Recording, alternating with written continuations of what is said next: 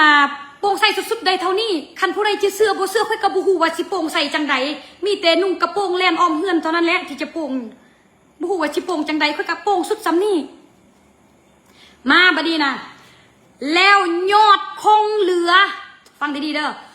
ยอดคงเหลือในปัจจุบันนี้ยอดคงเหลือในปัจจุบันนี้เหลือ191,360,000ยอดคงเหลือ191,360,000ถามว่าเป็นยังเจน้อมเว้ายอดคือว่านำขึ้นนำลงตลอดอันนี้แหละคำถามที่เจน้อมจะเจอแต่ละเทื่อที่เจน้อมออกมาอัดคลิปนะเจน้อมยอมรับว่าเจน้อมนะคิดไล่ผิดพลาดบ่ฮู้บัญชีอันนี้เจน้อมยอมรับเลยว่าเจน้อมนะบ่ฮู้บัญชีและการเปิดรับบริจาคครั้งนี้เป็นการที่เปิดรับที่แบบลายที่สุดเลยตัวนี้นะก็เลยผิดพลาดอันนี้เจน้อมก็ยอมรับว่าเจน้อมผิดพลาดหลายๆสิ่งหลายๆอย่างแมนแกมเบิงตั้งประเด็นทุกมือบ่ฮู้ว่าเป็นหยังคือตั้งประเด็นสิบ่ให้ค่อยนาไปเฮ็ดเวียกเฮ็ดงานสิให้ค่อยมาตอบแต่คำถามนั้นบ่ถามเลยผู้ใดอยากถามหยังตัวนี้นะค่อยได้เว้าแล้วตัวนี้นะค่อยสิบ่เว้าซ้ำอีกและค่อยสิกลับไปลงให้สุเจ้าอีกครั้งผู้ใดอยากถามหยังถามมาเลยถามมาเลย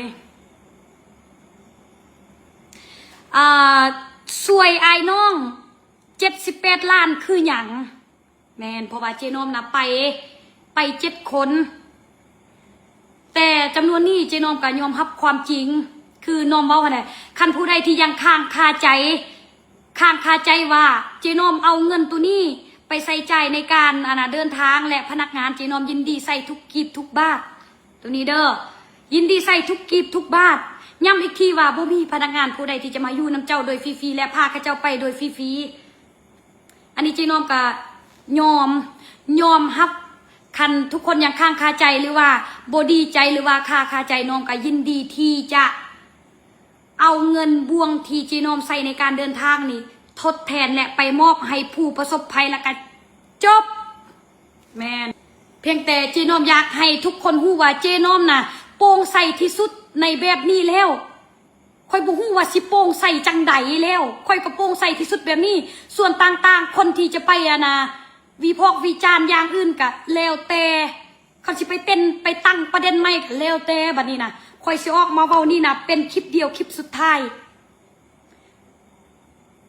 เพราะว่าค่อยก็ต้องทำมาหากินสิให้มาวุ่นแต่เรื่องอันนี้แต่คือน้องบอกว่าแหละคันผู้ใดที่ยังคล้องคาใจตัวที่เจน้อมใส่ในการเดินทางเจน้อมยินดีสดใสทุกกีบ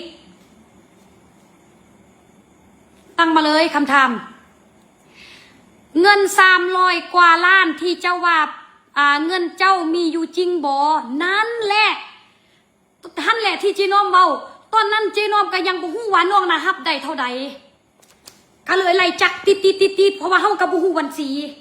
เจน้อมก็ยอมรับเลยว่าแจงแต่ละยอดน่ะผิดหมดแม่นหากมาฮู้ยอดความจริงมื้อนี้